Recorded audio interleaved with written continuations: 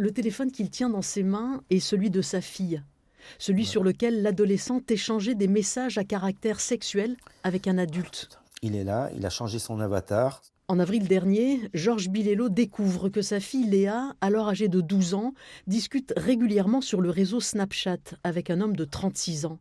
Léa vient de perdre sa maman, elle est fragile, trop pour dire non au trentenaire lorsqu'il lui demande des photos intimes.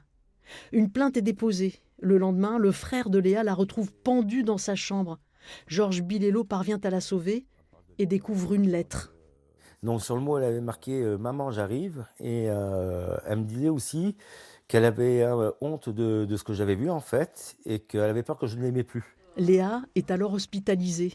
Elle est suivie encore aujourd'hui, comme nombre de jeunes victimes rencontrées par ceux qui œuvrent pour la protection de l'enfance sur Internet. Des enfants qui ont tenté de se suicider ou qui sont en échec scolaire ou qui refusent de s'alimenter parce qu'ils ont été victimes de pédopiégeage, il y en a énormément.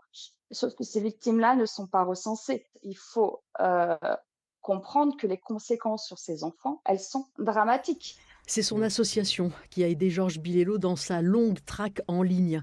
Il lui faudra 4 mois pour débusquer celui qu'il recherche. L'erreur qu'il a commis, en fait, c'est de réactiver sa géolocalisation. Parce que dès qu'il a réactivé, ça a borné de suite. L'homme est en Isère, il est rapidement interpellé, auditionné et laissé en liberté. J'avais dit que j'allais aller le chercher de toute façon. Aux OPJ, ils m'ont dit surtout ne faites pas ça parce que vous allez vous mettre en tort et puis ça peut tout faire capoter en fait.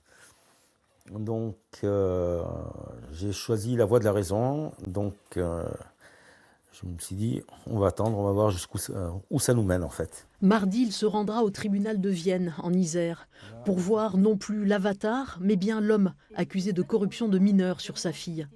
Léa, elle, ne fera pas le voyage. Elle continue de se reconstruire, loin des réseaux sociaux.